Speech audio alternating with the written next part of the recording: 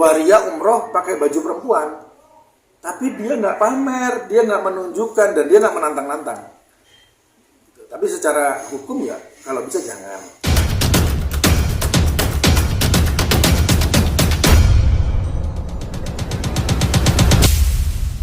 Selebgram transgender Isa Zega dilaporkan ke polisi buntut dari aksinya mengenakan hijab saat ibadah umroh. Dalam hal ini, Isa Zega diduga melakukan penistaan agama.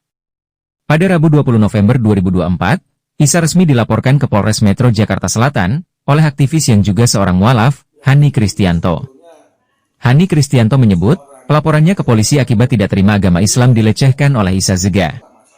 Hani Kristianto tidak merasa takut terhadap siapa saja yang berusaha membentengi transgender Isa Zega, yang telah menistakan agama Islam dengan menggunakan baju muslim perempuan saat berada di Tanah Suci. Apalagi, diketahui Isa Zega lahir sebagai seorang laki-laki, dan bernama Sahrul Isa. Sebetulnya, seorang transgender atau waria yang kita kenal kalau umroh itu nggak masalah, asal pakai cara laki-laki. Gitu. Kalau menghakimi kita nggak berani. Seseorang ada lahirnya. Kalau belum mati, kita nggak boleh menghakimi atau mengatakan dia apalah, siapa tahu bertobat. Tapi faktanya, orang ini dinasihati. Pertama kali saya tahu kasus dari anggota DPR ya. Terus, kok kayak begini nih? Kita tanya lagi sama ketua MUI, namanya Abuya Anwar Abbas. Ini penistaan ya, karena ternyata berkali-kali, ini udah ketiga kalinya. Dan dia umroh dengan sengaja menggunakan pakaian wanita bercampur baur dengan wanita. Walaupun dia sudah operasi kelamin, walaupun dia sudah punya payudara, tapi kodratnya laki-laki, asalnya laki-laki. Jadi di sini dia termasuk bagian yang dilaknat oleh Allah dan Rasulnya. Nah, bagaimana orang yang dilaknat oleh Allah dan Rasulnya kok malah sengaja umroh menodai tempat suci? Nah, ini kita himbau, waktu itu sudah kita himbau, jangan umroh, gitu, jangan diulang. Sekedar menghimbau ya. Tapi ketika dia sudah menantang-nantang, malah ngomong yang enggak, ya akhirnya dalam ITE pun itu termasuk pelanggaran, jadi kita polisikan. Sejak kapan dilaporkan mungkin? Selasa diprosesnya Rabu. Boleh. Rabu 20 ya? Iya, ini. Hari Rabu tanggal 20. Nanti saya kirim lagi. Sebelum sampai akhirnya memutuskan untuk melaporkan, sudah konsultasi kemana saja kok? Saya sudah dengan pengacara, sudah dengan praktisi hukum, sudah dengan ulama, dalam hal ini MUI ya, gitu. Dan akhirnya memang dia bukan orang yang berkelamin ganda. Kalau orang yang lahir dengan kelaminnya ganda, ada kelamin laki-laki dan perempuan, itu beda. Itu bukan termasuk yang dilaknat Allah. Nanti dia akan tes kromosomnya, dites DNA-nya, akan diputuskan dia laki-laki atau perempuan. Tapi kan ini lahirnya dengan nama Sahrul ya. Setelah sampai dewasa pun dia masih punya kelamin pria gitu. Dan jelas pria gitu. Kalau masalah kelainan, merasa diri perempuan silahkan. Tapi seorang laki-laki dan perempuan itu kan ditentukan oleh Allah dari lahirnya dan bisa ditentukan kelaminnya. Memang manusia bisa mengubah apapun bentuk tubuhnya. Mata, hidung, kita tahu sekarang ada operasi plastik, mau mengganti kelaminnya. Dia nggak bisa melahirkan, dia nggak bisa haid, dia nggak punya rahim, dia laki-laki. Jadi ya jadilah laki-laki. Bukti-bukti apa aja mungkin yang disertakan kok? Ada buktinya. Waktu itu sebelum Instagram dia di private, kita screenshot semua, kita ambil linknya, ada videonya, dan sudah kita serahkan ke polisi, ada di sana semua. Itu diantaranya ada ini. Ini berangkatnya kan SS Travel, tadinya orang bilang Dream Tour. Saya langsung hubungi Pak Umar Bakadam yang punya, enggak sama sekali, enggak ada urusannya dan enggak tahu. Terus ini bukti dia masuk di Madinah, di Raudhoh, banyak sih ya. Terus ini sebelum dia masuk Mekah. Sekarang dia sudah di Mekah. Oh, berarti sekarang posisinya masih ada di sana? Sekarang di Mekah, hotelnya kan dia bilang jam-jam Clock Tower. Bukan, saya tunjukin hotelnya nih. Nah, hotelnya dia sekarang lagi diduduk, ada teman-teman di situ. Nama hotelnya Elaf Al Makam Hotel Mekah Ajat. Ini Ini hotelnya. Ini hotelnya yang tempat dia tidur sekarang. Dari mana taunya? Dari foto dia sendiri foto dia yang ada dibagi sama dia ya di sosmed. Nah ini fotonya ini backgroundnya Adyat.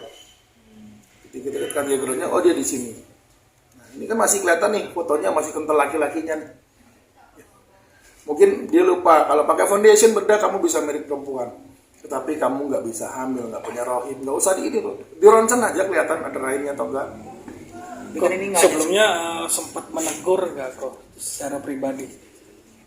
Saya rasa dengan teguran Pak Bang Mufti Anam udah cukup ya.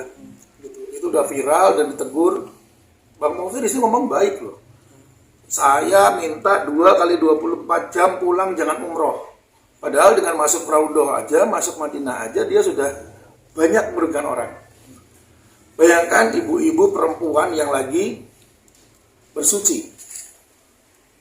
Otomatis di ruangan itu dia akan buka kerudung. Menunjukkan auratnya. Dia lihat, dia laki-laki. Belum lagi udah wudhu bersentuhan sama dia. Dia laki-laki.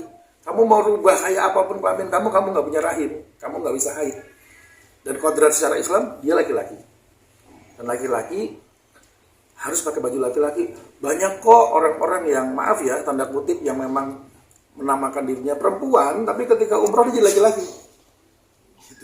Kok untuk tim travelnya sendiri apakah juga akan dilakukan tindakan? Saya waktu lapor polisi ada 2 laporan, sebenarnya yang satunya lagi melaporkan SS Travel. Gitu. Tapi kan kita hanya melaporkan, nanti selidikin dulu gitu. Apakah benar yang memberangkatkan SS Travel? Kalau visanya dia, kalau visanya jelas SS Travel. Dan ini SS Travel nggak cuma sekali ya.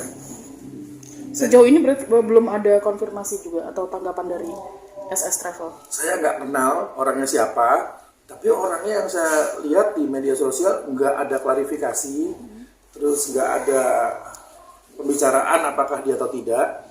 Nah, nanti kan yang mau melaporkan bukan saya itu, yang lebih lanjut Bang Mufti Anam, anggota DPR langsung. ini kan Isa hanya sekali nih, 2 kali atau 3 kali melaksanakan ibadah umroh. Ya, mungkin yang ketiga kali ini karena dia pamer, karena dia ramekan. Kita juga nggak tahu loh, siapa tahu ternyata ada waria umroh pakai baju perempuan. Tapi dia nggak pamer, dia nggak menunjukkan, dan dia nggak menantang-nantang. Tapi secara hukum ya, kalau bisa jangan. Berarti Isa Zega sendiri dianggap menantang. Dengan memamerkan itu dianggap menantang. Bukan cuma masalah memamerkannya, tapi menghiraukan. Masyarakat sendiri sudah menasihati ya banyak banget kan. Mulai menasihatikan mencaci gitu. Ya, tapi kita jangan masuk yang dalam bagian mencaci. Masuk viral juga, bahkan teman-temannya sendiri banyak menasihati, dan dia malah sengaja posting gitu. Bukannya bertobat, malah ada saya lihat rindu ketemu Rasulullah, terus menganggap dirinya diundang Allah. Saya diundang Allah ke Mekah, enggak, Allah nggak pernah mengundang siapapun yang bermaksiat. Di Mekah ada penjahat banyak, ada orang jahat juga banyak, orang maksiat juga banyak. Tapi undangan Allah itu, orang yang diundang Allah pasti tidak menyalahi syariat Islam. Untuk dari travelnya sendiri juga akan masuk ke dalam pasal penistaan kah atau seperti apa prosesnya? Itu memang di laporan polisinya belum dimasukkan di laporan saya, karena sedang dicari unsurnya, diselidiki.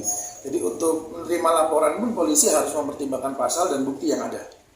Sudah ada gambaran mungkin kepulangan dari Isa Zega sendiri, dari teman-teman yang ada di sana mungkin? Kalau bocoran tiketnya ini ada yang kirim ke saya. Nah ini tiketnya nih.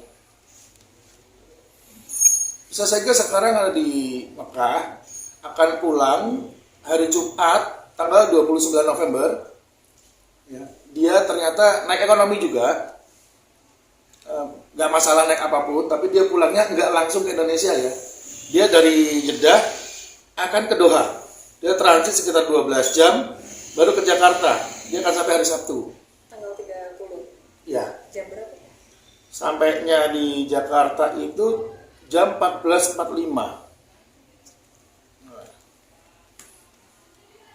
Mungkin akan ada segera ada tindakan lain mungkin selain kan sudah ada laporan polisi dari Pak Hadi dan teman-teman lain. Mudah-mudahan nanti begitu sampai ke bandara, kan imigrasi pasti udah dapat tembusan laporan polisi ya.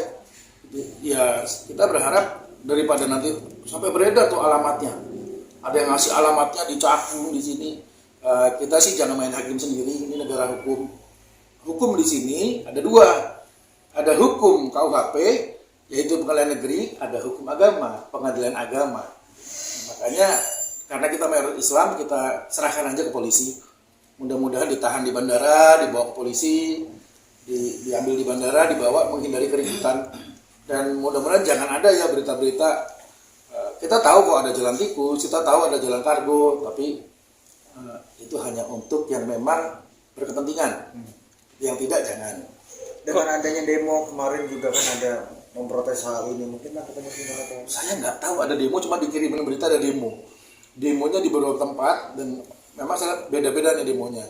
Nah, ini tinggal dari polisi. Polisian sudah melihat ini viral. Masyarakat banyak juga yang marah. Anggota DPR yang mewakili suara rakyat juga sudah komplain. Nah, alangkah baiknya diproses secara hukum.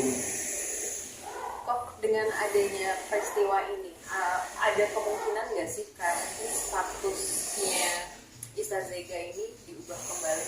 Nah, mudah-mudahan ada yang menuntut ke pengadilan untuk mengubah statusnya karena kita melihat penyimpangannya di kromosomnya itu 49. Harusnya dia tidak boleh mengganti kelaminnya. Gitu. Keputusan pengadilan itu yang berubah itu kita mesti mudah-mudahan ada ahli hukum yang ngerti hukum bisa membatalkan itu ya supaya tidak dilakukan oleh yang lain. Kok selain keinginan kok sendiri untuk ditahan karena penistaan agama, apa sih kok keinginan kok? Apakah dia ingin mengakui kesalahannya dan menyesal atau Kita sih kalau soal dia ditahan nanti di penjara atau enggak itu urusan hukum, urusan polisi. Yang saya laporkan hanya karena dia membuat kegaduhan. Lalu jelas sudah dinasihati dia masih menista agama. Kalau dia bilang negara sudah merubah status saja di perempuan, negara bukan Allah. Negara dasarnya hukum itu makanya dibilang buta. Makanya ada istilah pro justitia karena hukum itu buta, nggak bisa lihat. Yang bisa melihat siapa? Ronsen, kedokteran. Ronsen akan membuktikan dia laki-laki atau perempuan, gampang banget kok. Kalau nggak punya rahim, kromosomnya tinggi ya laki-laki. Mudah-mudahan kita doakan Allah kasih hidayah. Kita doakan Pak Sahrul ini kembali menjadi Sahrul. Gitu. Kasihan juga kan nggak punya anak keturunan meninggal selesai di dia nggak ada yang doain.